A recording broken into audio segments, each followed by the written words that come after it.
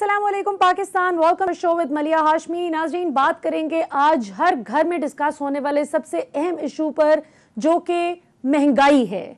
चाहे आप किसी भी सियासी जमात को सपोर्ट करते हो, सबसे पहले कोई भी हाउस होल्ड, कोई भी घराना जिस अहम चीज को मलहूज़े खातिर रखते हुए ये फैसला करता है कि क्या वो अपनी जिंदगी से खुश है या नहीं, उसका दारोमदार इस बात पर है कि क्या उसके इखराजात पूरे हो रहे हैं, क्या वो बाइज्जत तरीके से खुद भी और अपने घर वालों को भी 2 वक्त की रोटी दे पा रहा है। यकीनन इमरान खान दौर से पहले भी कोई पाकिस्तान में दूध शहद की नहरें नहीं बह रही थी, पहले भी हम इसी तरह कर्जों में जकड़े हुए थे, गरीब आदमी की जिंदगी पहले भी बहुत मुश्किल थी। लेकिन चूंकि इमरान खान साहब का जैसे ही इख्तिदार शुरू हुआ, साथ ही वो ऐसे ओले पड़े इस रजीम पर कि एक तो कर्जों में जकड़े हुए थे, बहुत मुश्किल हालात में, बहुत मुश्किल से, अल्लाह का शुक्र है कि हम दिवालिया होते होते बच गए, अल्लाह का ये भी बहुत बड़ा मौजज़ा था। लेकिन उसके बाद जो कोविड का जाइगेंटिक चैलेंज था और आज भी बदस्तूर मौजूद है, उसकी वजह से क्या डेवलप्ड ममालिक, क्या डेवलपिंग ममालिक और क्या अंडर डेवलप्ड ममालिक, हम अमेरिका और बरतानिया में भी जो आज उनकी आवाम को परेशान हाल देखते हैं, बावजूद इसके कि वो हमारी निस्बत बहुत बेहतर पर कैपिटा इनकम है उनका, बहुत बेहतर उनको ज़रूरियात ज़िंदगी ऐसा तरीके से पूरी होती हैं, इसके बावजूद भी वहाँ पर भी परेशानी की एक लहर दौड़ चुकी है। इमरान खान साहब ने अपनी हुकूमत को इस वक्त, अपनी सारी टीम को फाल तो किया इस हवाले से कि चलो इंपोर्टेड इन्फ्लेशन तो एक तरफ, उसको तो हम फौरी तौर पर कंट्रोल नहीं कर सकते, वो तो हम भी दुनिया के साथ ही रहते हैं, तो जहां आलमी सतह पर दबाव आएगा इन्फ्लेशन का, वहां हम भी पिसेंगे। लेकिन जो चीज़ हमारे दायरा इख्तियार में है, जिस चीज़ को हमारी डिस्ट्रिक्ट एडमिनिस्ट्रेशन अच्छे तरीके से कंट्रोल कर सकती है और अवाम को इन चंद एक ताजरों के हाथों ब्लैकमेल होने से बचा सकती है, उसमें तो हमें बचाना चाहिए। सिंध के हवाले से इमरान खान साहब ने अपनी रीसेंट तकरीर में बात करते हुए कहा कि जानबूझकर 3 शुगर मिल्स को बंद कर दिया गया, जिसकी वजह से यहाँ पर लोगों ने ज़ख़ीरा अंदोज़ी शुरू कर दी यहाँ की शुगर मिल्स ने, और उसकी वजह से जाहिर है कि एक बहुत ही ख़तरनाक किस्म का बहरान पैदा हो गया। तो आज के प्रोग्राम में मैं ज्वाइन कर रहे हैं जी पंजाब हुकूमत के मुशीर बराए इक़्तिसादी उमूर, किसी तारुफ के मोहताज नहीं, जनाब डॉक्टर सलमान शाह साहब।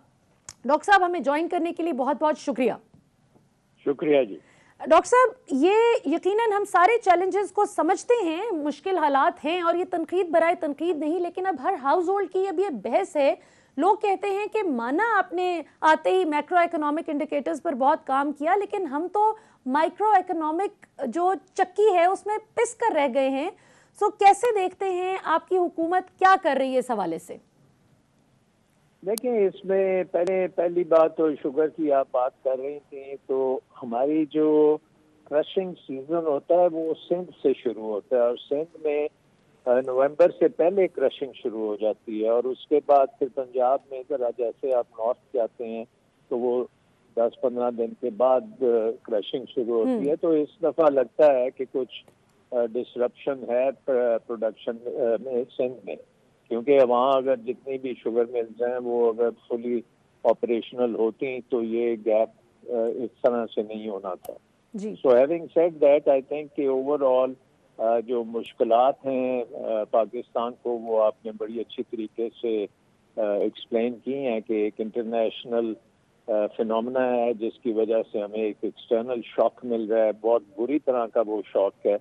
और इसमें जो हमारे लिए जो जैसे कहना चाहिए लम्हा फिक्रिया है, वो ये है कि हमने पिछले 10-15 सालों में अपनी एनर्जी सेक्टर जो है उसको इम्पोर्टेड एनर्जी सेक्टर बना दिया, और वो इम्पोर्टेड हर चीज़ है, बिजली में भी और ट्रांसपोर्ट में भी, और बाकी जो हमारे कारखानों को जब जरूरत पड़ती है तो वो भी फॉसिल फ्यूल्स जो है हम वो इंपोर्ट कर रहे हैं।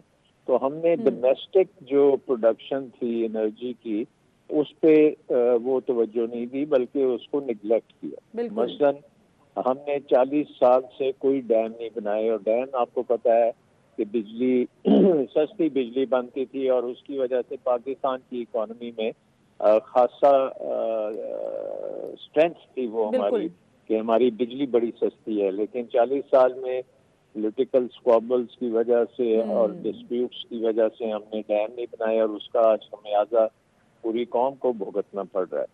दूसरी बात यह है कि हमने कोई शमसी तवानाई की तरफ या जो डोमेस्टिकली चीज हो सकती थी उसकी तरफ नहीं किया फोकस, और हमारी टोटल कैपेसिटी जो है बिजली की उसमें सिर्फ 1% हमारी शमसी तवानाई है।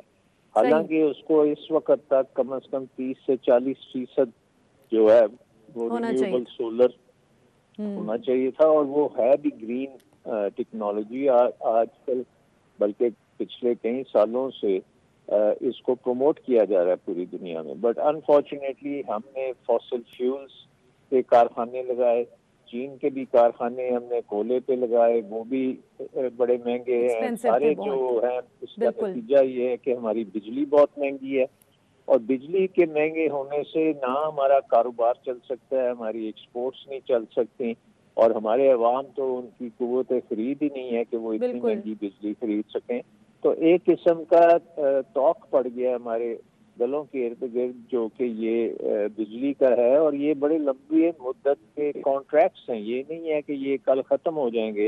ये 25-30 साल के कॉन्ट्रैक्ट्स हैं, टेक और पे कॉन्ट्रैक्ट्स हैं, और उसको किसी ने नहीं सोचा कि ये कैसे पे होंगे। जब लगा रहे थे तो बेदरेग लगाते चले गए, और अब हमें उसका खमियाजा भुगतना पड़ रहा है। बिल्कुल दुरुस्त। तो आई थिंक इसमें जो इंटरनेशनल डिसरप्शन हुई है वो कोविड की वजह से हुई है, क्योंकि कोविड की वजह से बहुत सी सप्लाई चेन्स जो है दुनिया में वो डिसरप्ट हुई हैं।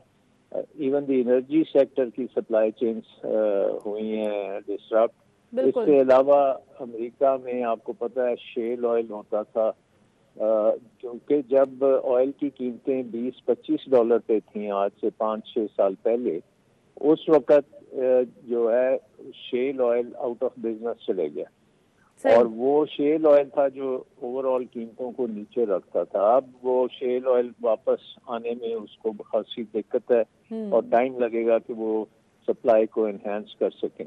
सो ये बहुत से चीजें हैं जिन्होंने हमें अफेक्ट किया है, और आपने पहले भी इंडिकेट कर दिया कि हमें कर्जों का जो बोझ था वो इतने ज्यादा कर्जे हैं कि हम उनकी डेट सर्विसिंग वगैरह करने से या उनको रीफाइनेंस करने, हर साल हमें तकरीबन 10 से 12 अरब डॉलर के कर्जे रीफाइनेंस करने की जरूरत है। बिल्कुल। उसको करने के लिए हमें IMF की जरूरत है। IMF हमें ये कहा है कि आपके पास अगर डॉलर्स नहीं है तो आप डॉलर की कीमत कैसे फिक्स कर सकते हैं, और ये हम हिस्टोरिकली फिक्स करते रहे और कर्जे ले लेके उसको हम फिक्स करते हैं। सो अब IMF ने कहा है कि आप अगर डॉलर्स होंगे तो आप फिक्स करेंगे, लेकिन आपके पास अगर डॉलर्स नहीं है तो आप फिक्स नहीं कर सकते, मार्केट बेस्ड करना पड़ेगा।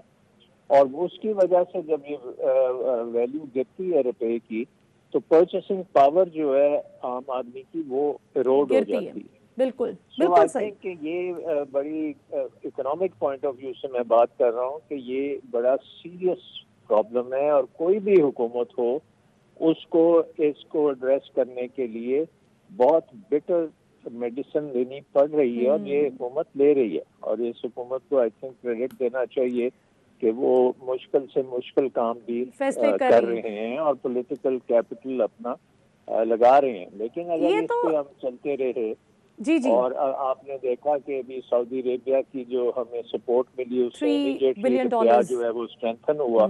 तो अगर हम ये अपनी इन्वेस्टमेंट्स, रिमिटेंसेस, फॉरेन रिमिटेंसेस जो आ रही हैं उनमें इजाफा, ओवरसीज पाकिस्तानी ना सिर्फ अपने फैमिलीज के लिए सपोर्ट के लिए पैसा भेजें बल्कि वो इन्वेस्ट भी करें।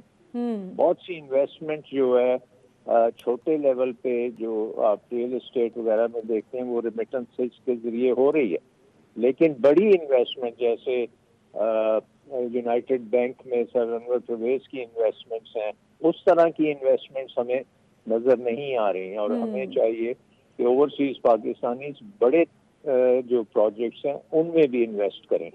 और इन्वेस्टमेंट के साथ साथ आपकी जो चाइना के साथ है अरेंजमेंट, उसमें भी अब बिजनेस टू बिजनेस अरेंजमेंट्स हैं, और उसमें अगर हम कुछ 10-15 अरब डॉलर इन्वेस्टमेंट लाने में कामयाब हो जाते हैं तो फिर हमारी इकोनॉमी जो है वो इस दलदल से निकलेगी। इस वक्त अगर आप देखें हमारी इकोनॉमी जो है वो तकरीबन 4% के करीब ग्रो कर रही है, और उसकी वजह से क्योंकि बिजली ज़्यादा इस्तेमाल होती है, बिजली की ज़्यादा इस्तेमाल होने से हमारा ट्रेड डेफिसिट बढ़ रहा है, उससे करंट अकाउंट डेफिसिट बढ़ रहा है, तो वो एक सस्टेनेबल लेवल पे हम पहुंचे हुए हैं। लेकिन अगर हम ये सस्ती बिजली इसमें इंजेक्ट कर लें अगले 1-2 साल में, तो ये हमारी इकोनॉमिक ग्रोथ 4 से 5, 5 से 6, क्योंकि ग्रोथ ही हमें इस दलदल से निकालेगी, क्योंकि हमारे पास इकोनॉमी का जो पूरा हुजम है वो बड़ा होगा तो फिर कर्जों का बोझ कम होगा।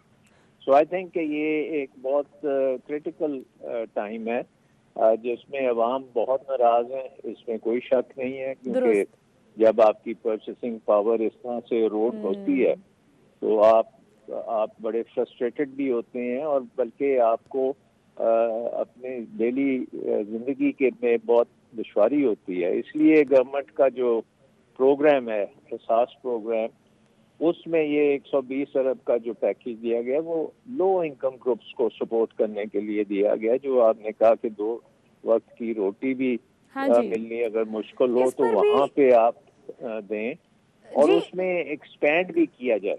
हाँ जी बिल्कुल। अच्छा डॉक्टर साहब, इसमें आपने बिल्कुल दुरुस्त बिल्कुल सही निशानदेही की कि जो सऊदीया ने बर वक्त हमारी सपोर्ट की उसकी वजह से जाहिर है 3 अरब डॉलर्स का जब रिजर्व स्टेट बैंक के पास आ गया, 1.25 अरब डॉलर्स की जो इंपोर्ट पेट्रोलियम इंपोर्ट फैसिलिटी चले हमें मिल गई, उसकी वजह से रुपए को स्ट्रेंथन होने में और कम से कम स्टेबलाइज होने में हेल्प मिल गई। और यकीनन इसहाक डार साहब का जो दौर था पिछला, उसमें जिस तरीके से वो डॉलर्स मार्केट में फेंके जाते थे और रिजर्व्स हमारे बेड़ा गर्क हो चुका था, और जिस वक्त पाकिस्तान का इक़्तिदार इमरान खान के हाथ में आया तो यकीनन पाकिस्तान दिवालिया होने के करीब था। इसमें कोई शक नहीं कि इस हुकूमत ने बड़े बड़े सख्त फैसले लिए हैं। लेकिन डॉक्टर साहब, यहाँ पर जो अवाम है वो उसने 1 साल तो ये बात सुनी, दूसरे साल भी सुन ली, बर्दाश्त भी की। अब लोग ये कहते हैं कि जिस हिसाब से इखराजात हमारे बढ़ते चले जा रहे हैं, और इमरान खान साहब गलत बात नहीं कर रहे कि आलमी सतह पर जो महंगाई हो रही है उसकी वजह से जाहिर है आपकी इम्पोर्टेड इन्फ्लेशन है। हम पेट्रोलियम मसनूआत 90% से ज़ायद जब इंपोर्ट करते हैं तो जाहिरी बात है कि जब आलमी सतह पर उसकी कीमत बढ़ेगी तो हमें भी उसका असर बर्दाश्त करना पड़ेगा। हुकूमत यही कर सकती थी मैक्सिमम कि वो सेल्स टैक्स कम से कम कर दे, जो उन्होंने किया। लेकिन शिकवा अवाम को सबसे बड़ा आपकी हुकूमत से ये है कि अगर आप लोग इस इंपोर्टेड इन्फ्लेशन को नहीं उस तरह से रोक सकते तो कम से कम हमारी आमदनी में तो इजाफा कर दीजिए ना। ये 30% जो रिड्यूस्ड प्राइसेस पर मिलेगा, आटा, दाल और घी, हम सब ने इसको कवर किया। लेकिन ये लोग कहते हैं, आप पर जो क्रिटिसिज्म आता है आपके मुखालिफिन की जानिब से भी, वो ये कहते हैं जी ये तो कोई 950-1000 रुपए बनते हैं तकरीबन महीने का, तो इससे क्या बनेगा? देखिए, एक बात तो ये है, ये तकरीबन 50% आबादी को कवर करता है, और ये उस आबादी को कवर करता है 13 करोड़ लोग। हाँ जी जी, जिसकी आप समझ सकें कि वो हैंड टू माउथ हैं, बिल्कुल उनके मुंह से नवाला छीना जा रहा है इन्फ्लेशन की वजह से, और हुकूमत की कोशिश है कि वो उनको सपोर्ट करें, और उसमें उनके साथ ये भी है कि वो कोई थोड़ा बहुत कारोबार करके उनकी आमदन भी बढ़े, और अगर हाउसिंग, लो कॉस्ट हाउसिंग का भी है उसमें एलिमेंट, बिजनेस का भी है, तो वो एक बड़ा अच्छा इक़दाम है जो रियली सबसे पिछड़े हुए हैं उनके लिए, तो ये बहुत ही इम्पोर्टेंट है। जो बाकी हैं और ओवरऑल पाकिस्तान के लिए भी इकोनॉमिक ग्रोथ का मतलब ही होता है कि आपकी आमदन बढ़े। एक तरफ जीडीपी ग्रोथ जो है, जीडीपी का इजाफा मतलब है कि आमदन में इजाफा है, तो ये बहुत जरूरी है कि हम जीडीपी को ग्रोथ मोड में रखें और उसको मेंटेन करें। अगर जीडीपी रुक जाए ग्रो करने से तो आपकी आमदन में भी फिर इजाफा नहीं होगा। इसलिए ये प्रोग्राम्स जो हैं, कंस्ट्रक्शन के प्रोग्राम्स हैं, एक्सपोर्टर्स के लिए प्रोग्राम्स हैं। इस वक्त देखें एक्सपोर्ट्स ऑर्डर्स इतने ज़्यादा हैं कि कैपेसिटी जो है आपकी वो पूरी है, और वो अब एक्सपेंशन मोड में है। अगले 2-3 माह में वो जो एक्सपेंशन उनकी मुकम्मल हो जाएगी तो ये एक्सपोर्ट्स भी बढ़नी शुरू होंगी। लेकिन की ये है कि इकोनॉमिक ग्रोथ करने के लिए हमें फॉरेन इन्वेस्टमेंट चाहिए। और फॉरेन इन्वेस्टमेंट हमारा ओवरसीज पाकिस्तानी शुरू में करेगा, क्योंकि वो पाकिस्तान के साथ उनकी मोहब्बत भी है, वो अंडरस्टैंड भी करते हैं कि पाकिस्तान में कैसे काम होता है। और उसके बाद फिर आपकी फॉरेन इन्वेस्टमेंट है, जो कि चीन इस वक्त एक प्राइम जगह है जो पूरी दुनिया में इन्वेस्ट कर रहा है, वो भी पाकिस्तान में कर सकता है। पैंडेमिक को हमने कंट्रोल में रखना है, क्योंकि उसकी वजह से हमने देखें इस वक्त तक हमारी परफॉर्मेंस बड़ी अच्छी रही है कि हमने एग्रीकल्चर को भी पेंडेमिक से बचाया है, और इंडस्ट्री थोड़े दिनों के लिए बंद हुई थी, लेकिन उसको हमने रखा है, ऑपरेशनल रखा है। बाजारों में थोड़ी बहुत दुश्वारी हुई थी, शादी घर बंद हुए, स्कूल बंद हुए, तो सर्विसेज सेक्टर के ऊपर एक इम्पैक्ट डेफिनेटली है। लेकिन इन्वेस्टमेंट जो है वो भी पेंडेमिक से इफेक्टेड है, क्योंकि जब एक पूरी दुनिया में ऐसा माहौल हो तो वहाँ इन्वेस्टमेंट जो है वो फिर विड्रॉ हो जाती है, अपने अपने सेफ हेवन्स में जाती है। लेकिन अब हम देख रहे हैं क्योंकि दुनिया भी अब खुल रही है, तो पाकिस्तान में भी मुझे लगता है कि ये इन्वेस्टमेंट फ्लोज आएंगे, और वो रिफ्लेक्ट हो रहा है अब आपकी स्टॉक मार्केट में भी। स्टॉक मार्केट में भी हम देख रहे हैं एक तेजी आ रही है, और इसके साथ साथ अगर जैसे मैंने कहा कि रेमिटेंसेस में भी और इजाफा हो जाए, हमें डॉलर्स चाहिए। बेसिकली हमारा मसला है कि हम लैक द डॉलर्स। जिस दिन हमारे पास डॉलर्स आने शुरू हो जाएंगे, रुपया मुस्तहकम होगा, इन्फ्लेशन कम होगी, और आहिस्ता आहिस्ता हम ग्रो करके इन प्रॉब्लम से निकल जाएंगे। बिल्कुल सही।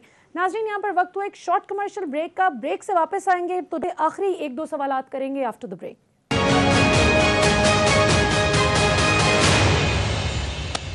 वेलकम बैक नाज़रीन, हमारे साथ मौजूद हैं मुशीर बराए इक़्तिसादी उमूर पंजाब हुकूमत जनाब डॉक्टर सलमान शाह साहब। उनसे बहुत इंटरेस्टिंग गुफ्तगू चल रही है पाकिस्तान की मईशत के हवाले से। डॉक्टर साहब, इसमें तो कोई शक नहीं कि इमरान खान साहब कोशिश तो पूरी कर रहे हैं, हमें ये एफर्ट नज़र भी आई जो उन्होंने आज यकीनन आपकी हुकूमत की ही इंस्ट्रक्शंस पर चीफ सेक्रेटरी पंजाब की मुलाकात हुई है पाकिस्तान शुगर मिल्स एसोसिएशन के वफ्द से, और उनको ज़रा उनके साथ मिलकर कोलैबोरेट करके थोड़ा चलने की कोशिश करने का इरादा किया गया है। लेकिन जैसे इमरान खान साहब ने भी मेंशन किया था कि शुगर मिल्स मालिकान हो या दीगर, आप जिस रॉन्ग डूअर पे हाथ डालते हैं तो वो बहुत कन्वीनियंटली स्टे ले आता है। तो आपकी हुकूमत अब ये वाली कोऑर्डिनेशन कि अब अपने लेवल पे किसी तरह उनको कन्विंस कर सके हर क्वार्टर्स में कि भाई खुदारा अवाम का सोचें, अवाम के भले का सोचें, इस हद तक आप लोग अब कितने कामयाब हुए हैं इस सिलसिले में? देखिए, एक बात तो ये है कि immediately Pakistan sugar mills association को अपनी प्रोडक्शन शुरू कर देनी चाहिए। मेरा ख्याल है कि सफिशिएंट इस वक्त क्रॉप भी है, और अगर हम जल्दी प्रोडक्शन शुरू करें, पर्टिकुलरली सिंध में तो 100% चलनी चाहिए, और पंजाब में भी सदर्न एरियाज में जो मिले वो अब आ जाना चाहिए ऑनलाइन, ताकि ये जल्दी से जल्दी ये बहरान खत्म हो। और दूसरी चीज ये है कि क्योंकि प्राइसेस जो हैं फार्मर्स के लिए, अब आप देखें ना, फार्मर्स को अच्छी प्राइसेस मिल रही हैं, वीट की अच्छी प्राइस मिली है, कॉटन की अब उनको बहुत जबरदस्त क्रॉप आया कॉटन का, और उसमें प्राइसिंग भी उनको बड़ी अच्छी मिल रही है, शुगर केन में भी अच्छी प्राइसिंग मिल रही है। तो किसान इस वक्त स्ट्रेंथन हुआ है, और हमारा जो प्रोग्राम है एग्रीकल्चर ट्रांसफॉर्मेशन प्रोग्राम, उसमें उसकी फर्दर सपोर्ट की जा रही है। किसान कार्ड बन रहा है, फर्टिलाइजर उसको सस्ता देने की कोशिश की जा रही है, और बाकी इनपुट्स और एडवाइस जो चाहिए वो भी बेहतरी की तरफ जा रहा है। और सबसे इम्पोर्टेंट चीज है कि बीज जो है उसको बेहतर करने की कोशिश की जा रही है, और ये पहली दफा हो रहा है कि रूरल सेक्टर में इस तरह से आपने एक बॉयंसी क्रिएट की है, और जाहिर है कि उसका इम्पैक्ट अर्बन एरियाज पे महंगाई के तौर पे आता है, लेकिन अगर हमारा फार्मर प्रोड्यूस करेगा वो बेहतर है इससे कि हम बैरून मुल्क से इंपोर्ट करें, और वो फार्मर हमारे फार्मर से भी महंगी चीज आ रही है। तो अब एक हमारी प्राइसेस जो हैं वो इंटरनेशनल लेवल के साथ मिल गई हैं, तो इसका मतलब ये है कि अब हम डीरेगुलेट कर सकते हैं। अगर हम जो प्रोटेक्शन है शुगर इंडस्ट्री की, इसको हम खत्म करते हैं और कहें कि anybody can import sugar at any time, तो फिर ये प्राइसेस जो हैं ये कार्टेल्स जो हैं ये उस तरह से प्राइस को मैनिपुलेट नहीं कर सकेंगे, क्योंकि जब भी ये प्राइस को ऊपर लेके जाते हैं तो इंटरनेशनल सप्लाई आनी शुरू हो जाती है, और वो भी प्राइवेट सेक्टर को करना चाहिए, ताकि वो पहले ही प्रेडिक्ट कर लेते हैं कि कब हमें जरूरत पड़ेगी और उस वक्त वो मार्केट में लेके आते हैं। सो हमें ये मार्केट मैकेनिज्म्स, क्योंकि बड़े अरसे से ये खराब हुए हुए हैं, कार्टेल्स को बहुत प्रमोट किया गया है, कोर्ट्स ने भी उनको बड़ी प्रोटेक्शन दी है, कानून के तहत भी खासे अब लॉज चेंज हुए हैं जिसमें इसको स्ट्रेंथन किया जा रहा है। तो सो आई थिंक मेन इसका चीज यही है कि कार्टेल्स नहीं होने चाहिए, कंपटीशन होना चाहिए, इंपोर्ट्स को अलाउ होना चाहिए, ताकि जब भी कोई आउट ऑफ लाइन आए तो उसको वहां पे आप पकड़ सकें। दूसरी तरफ हमारी जो अर्बन इकोनॉमी है जी, उसमें अब बहुत ज्यादा पोटेंशियल है, क्योंकि हमारी बहुत बड़ी आबादी है जिसको जो रूरल एरिया से अर्बन एरियाज में आ गई हैं, वो यहाँ के जॉब्स करना चाहते हैं, इसलिए यहाँ इन्वेस्टमेंट बहुत जरूरी है। अगर हमारी इन्वेस्टमेंट आती है सियालकोट, गुजरांवाला, वजीरा की इन्वेस्टमेंट हो, तो ये तमाम लोगों के लिए जो आमदन की बात आप कर रहे हैं, जॉब्स की बात कर रहे हैं, वो जॉब्स बड़ी तेजी से बन सकते हैं, क्योंकि इस वक्त डिमांड हर चीज की दुनिया में बहुत है, सप्लाई का मसला है। तो सप्लाई हमारी, अगर हम अपनी सप्लाई बेहतर करें, कंपेटिटिव और प्रोडक्टिव कर लें, तो ये हमारे लिए बड़ा एक अच्छा फ्यूचर हो सकता है। और अगले 2 साल में यही कोशिश है कि ज्यादा से ज्यादा इन्वेस्टमेंट लेके आए, ज्यादा से ज्यादा जॉब्स क्रिएट किए जाएं, अर्बन एरियाज के जॉब्स किए जाएं, और रूरल एरिया में एफिशिएंसी लाई जाए और बेहतर इनपुट्स दी जाए। बिल्कुल सही। तो ये बेसिक स्ट्रेटजी है। और आपने देखा है कि एनर्जी सेक्टर में टारगेट है कि 30 से 40% एनर्जी जो है अब हम सोलर में ले जाएं। 3-4 नए डैम्स बन रहे हैं, अगले 10 साल में 10 डैम्स बनेंगे। इनकी जो बिजली होगी वो पाकिस्तान को बहुत स्ट्रेंथन करेगी इंशाल्लाह। अच्छा, ये सोलर एनर्जी का कब तक 30 से 40% तक पाकिस्तान की रिलायंस हो जाएगी इस पे?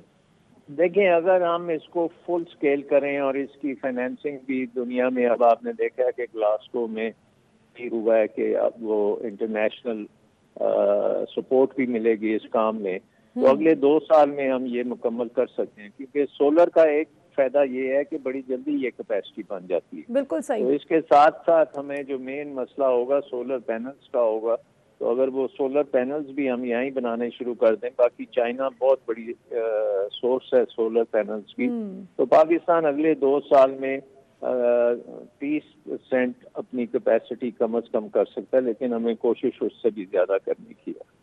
बिल्कुल ठीक। अच्छा डॉक्टर साहब, ये थोड़ी इंटर प्रोविंशियल हार्मनी और कोऑर्डिनेशन में आपको कमी नहीं लगती? जिस तरह मैं वजारत ख़जाना के तर्जुमान मुजम्मिल असलम साहब की गुफ्तगू सुन रही थी, तो उनका कहना था कि सिंध हुकूमत ना तो चीनी मांग रही है और ना ही शुगर मिल्स खोल रही है।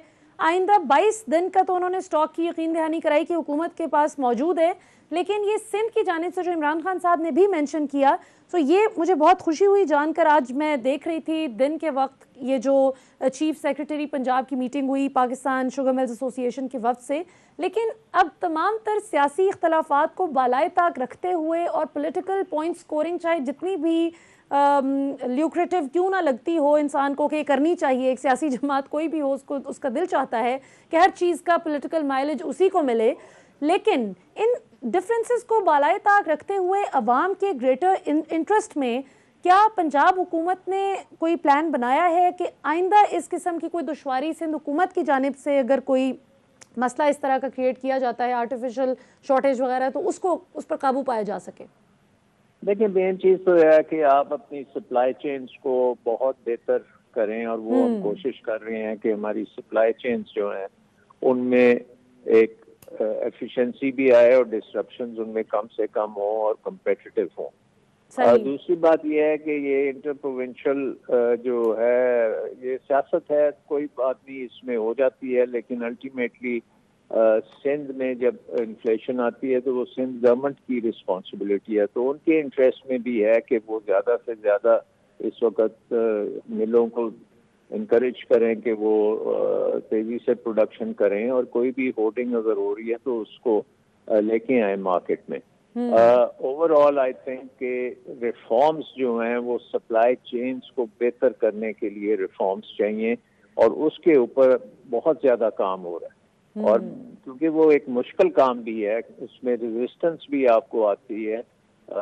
जैसे आप देख रहे हैं कि अकाउंटेबिलिटी में जैसे रेजिस्टेंस आती है, उसी तरह रिफॉर्म्स करने में भी बहुत रेजिस्टेंस आती है, क्योंकि ब्यूरोक्रेटिक इनर्शिया भी होता है। बहुत से लोग परेशान हो जाते हैं कि अगर रिफॉर्म्स होंगी तो हमारे पे नेगेटिव इम्पैक्ट आएगा।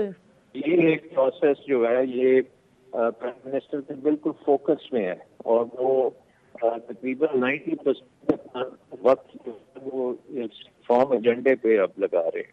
बिल्कुल ठीक। और आखिरी सवाल डॉक्टर साहब, आपकी हुकूमत पर बहुत अभी रिसेंटली तनकीद हुई कि एक दिन इमरान खान साहब ने अनाउंस किया रिलीफ पैकेज, जिसको अपोजिशन तो अब तकलीफ पैकेज कह रही है for their own certain reasons, non certain reasons actually. 1 नवंबर को इमरान खान साहब ने पेट्रोलियम मसनूआत की कीमतों में इजाफा करने से इनकार कर दिया था, जिसको अवाम ने बहुत अप्रिशिएट किया कि शुक्र है अल्लाह का मजीद नहीं बढ़ रही। लेकिन ये रातों रात 4 नवंबर की रात को ऐसे फ़ौरन से बढ़ाई गई, तो आपको लगता है कि कहीं पर पॉलिसी का इख्तलाफ है या कोई कन्फ्यूजन है कि जो एक स्टेबल फैसला नहीं रह सका 2 हफ्ते के लिए? क्या हुआ ये? नहीं, ये तो आप देखें ना कि जो टारगेटेड सब्सिडी है वो लोएस्ट इनकम ग्रुप्स के लिए है, और उन इनकम ग्रुप्स की पेट्रोलियम की कंजम्पशन भी बहुत कम है। उनको तो अपने डे टू डे खाने पीने के लिए सपोर्ट चाहिए थी, और वो सपोर्ट दी गई है, और उसको फर्दर बढ़ाया भी जाएगा, और उनको बेहतर जॉब्स की तरफ भी लेके जाया जाएगा। जो इंक्रीज आया है ये उन लोगों पे ज्यादा होगा जो ज्यादा कंज्यूम करते हैं पेट्रोलियम प्रोडक्ट्स, और उनसे आप कुछ रेवेन्यू लेंगे, क्योंकि इस वक्त हमने तकरीबन IMF प्रोग्राम के तहत 600 बिलियन पेट्रोलियम लेवी लेनी थी, और इतनी वो हमने कम कर दी हुई है कि वो 200 बिलियन भी नहीं होनी पूरी। तो थोड़ी बहुत वहाँ पे आपने IMF टारगेट के मुताबिक थोड़ा सा उसको पूरा करना है, और ये इसका जो लोड है पेट्रोलियम इंक्रीज का, ये हाई इनकम ग्रुप्स और मिडिल क्लास पे डेफिनेटली पड़ता है। लेकिन जो सबसे कम हैं लो इनकम ग्रुप्स, उनकी मोबिलिटी भी नहीं है, वो उन पे इसका इम्पैक्ट तो आएगा, लेकिन उतना नहीं ऊपरले तबकों पे यकीनन। लेकिन डॉक्टर साहब, ये जो जिस तरह आप मोटरसाइकिल सवार हैं, जो रिक्शा ड्राइवर्स हैं, जो कि वो भी लो इनकम ग्रुप में ही ज़्यादातर मोटरसाइकिल सवार भी आते हैं, तो उनके लिए तो जाहिर है कि अब जो बंदा गाड़ी चलाता है, जाहिर है कि तकलीफ तो उसके लिए भी है, ये तकलीफ दे बात है कि ज़्यादा महंगा पेट्रोल मिले, लेकिन शायद उसकी अफोर्डेबिलिटी मोटरसाइकिल और रिक्शा सवारों से बेहतर है। तो उनके लिए आपकी हुकूमत को करना नहीं चाहिए कोई थोड़ा बहुत रिलीफ पैकेज कि उनको 10, 15, 20 रुपए सस्ता अगर फ्यूल मिल सके? देखें, एक तो ये है कि टारगेटेड सब्सिडीज जो हैं वो इंश्योर करनी होती हैं कि वो टारगेट ग्रुप से बाहर ना जाएं। तो रिक्शा और टैक्सी वालों के लिए इस तरह की टारगेटेड करना खासा मुश्किल काम है, लेकिन उनके लिए बेस्ट ये है कि उनकी जो कारोबार है उसमें इजाफा हो, और वो इकोनॉमिक ग्रोथ वगैरह से हो सकता है। बट जाहिर है कि एवरीथिंग परफेक्ट नहीं है। कोशिश, क्योंकि हालात इस वक्त मेरा ख्याल आप देख रहे हैं कि पूरी दुनिया में ये हालात हैं। कि आप देख रहे थे कि बरतानिया और अमेरिका में और जर्मनी में तो लाइनें लगी हुई हैं पेट्रोल के लिए। बिल्कुल क्राइसिस था पूरा, बिल्कुल सप्लाई चेन इशू, बिल्कुल जी, बिल्कुल ठीक हो गया। डॉक्टर सलमान शाह साहब, हमें ज्वाइन करने के लिए बहुत बहुत शुक्रिया। नाजरीन, आपने पंजाब के मुशीर बराए इक़्तिसादी उमूर जनाब डॉक्टर सलमान शाह साहब की मुफस्सिल गुफ्तगू सुनी।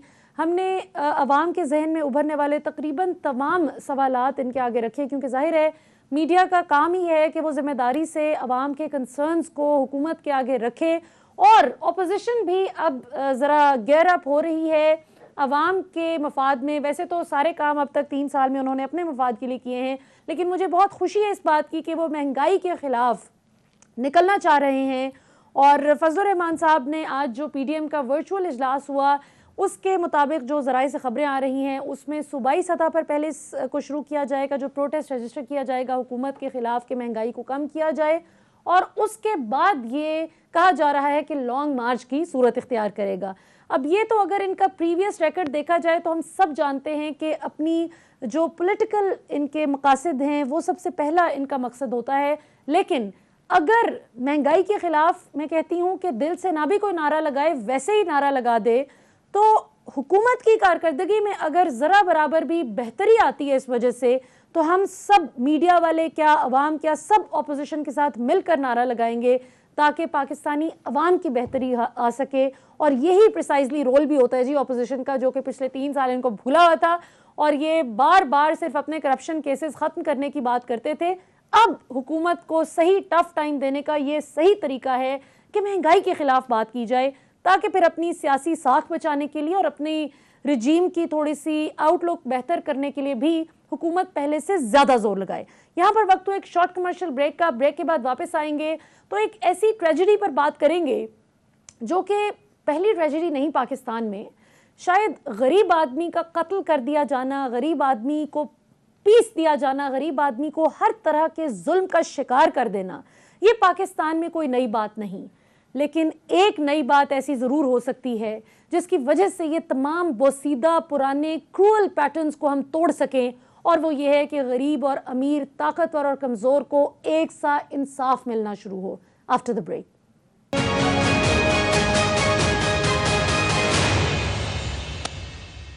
वेलकम बैक नाज़रीन, हमारे साथ मौजूद हैं पब्लिक न्यूज़ के ब्यूरो चीफ कराची जनाब काशिफ मुनीर साहब। उनसे एक बहुत अहम केस पर अपडेट लेंगे। आपने भी सुना होगा, आज से 2 दिन कबल एक बहुत ही जालिमाना तरीके से कत्ल कर दिया गया एक मासूम पाकिस्तानी शहरी जिसका नाम नाजिम जोखियो था, और उसका कसूर भी कुछ ज़्यादा नहीं था अजीज़ मेमन से। अगर आपको याद हो, अजीज़ मेमन नामी एक लोकल सिंधी रिपोर्टर था जो कि काविश डेली अखबार से मुंसलिक था, और उसका जुर्म महज इतना था कि उसने पीपल्स पार्टी के जो बिलावल ने ट्रेन मार्च किया था, अगर आपको याद हो, उसको एक्सपोज कर दिया। बस गलती इतनी थी कि उसने जाकर वहाँ पर लोगों को इंटरव्यू किया, और लोगों ने, जो शुरका थे उस ट्रेन मार्च के, उन्होंने कहा कि हमें पैसे देकर लाया गया है, हम किराए पर आए हैं। इस बात के एक्सपोज होने की देर थी कि पीपल्स पार्टी के सीनियर रहनुमाओं की जानिब से पहले तो उसको धमकियां दी गई, जिसके हवाले से वो बहुत दुहाइयां देता रहा कि मुझे जान से मार देने की धमकियां दी जा रही हैं, मुझे बचाओ, मुझे बचाओ, और फिर उसको बेदर्दी से कत्ल कर दिया गया। अभी नाजिम जोखियो की कहानी भी नाज़रीन कुछ ज़्यादा मुख्तलिफ नहीं। इसका भी बेचारे का कसूर बस इतना था कि इसने एक ताकतवर MPA जो कि रुकने सिंध असेंबली हैं, पीपल्स पार्टी के एक अहम रहनुमा भी हैं, जाम अवैस इनका नाम है, और ये अपने अरबी साथियों के साथ शिकार पे निकले थे, और उस शिकार की वीडियो इस शख्स ने बनाई, जिस पर इसको पहले धमकाया गया, रोका गया, मना किया गया कि इसको डिलीट कर दो। जब उसने डिलीट करने से इनकार किया तो जाम अवैस के साथियों ने उनको, इस शख्स को, मरहूम नाजिम जोखियो को, उनके फार्म हाउस पर बुलाया और कहा कि जाम अवैस आपसे मिलना चाहते हैं। इस बात को ऑन रिकॉर्ड छोड़ गया नाजिम जोखियो अपने साथी मुजफ्फर एडवोकेट के पास, और उसने ऑडियो मैसेज में पैगाम छोड़ दिया कि अगर वहां पर कुछ हो गया तो देख लेना, मैं किसी से डरने वाला नहीं। हमारे साथ मौजूद हैं काशिफ मुनीर साहब जो कि ब्यूरो चीफ हैं कराची के। काशिफ मुनीर साहब, इस केस के हवाले से अब क्या अपडेट है? 3 रोज़ा रिमांड पर तो उनको भेज दिया था जाम अवैस साहब को, आखिरकार अवाम के सख्त किस्म के प्रेशर के बाद, लेकिन कोई इंसाफ होता हुआ नजर आ रहा है? क्या सूरत हाल है? जी, इस सारे मामले में इस प्रकार सूरत हाल ये है कि सिंध हुकूमत ने एक जो है मुशतरका तहकीकाती टीम बनाई है, जिसकी सरबराही SSP मलिर इरफान बहादुर कर रहे हैं। ये जो तहकीकाती टीम है ये सारे मामले की जो है वो तहकीकात करेगी। इसके अलावा इसमें विफाक ने भी जो है इस हवाले से एक बड़ा इकदाम विफाक का भी सामने आया है। गवर्नर सिंध ने इस हवाले से कहा है कि नाजिम जोखियो के कत्ल की तहकीकात के लिए विफाक जो है वो एक अलग से जो है वो GIT जो है वो इस पर बनाएगी, क्योंकि उनके बकौल जो नाजिम जोगशियों के अहले खाना है वो मुतमईन नहीं है।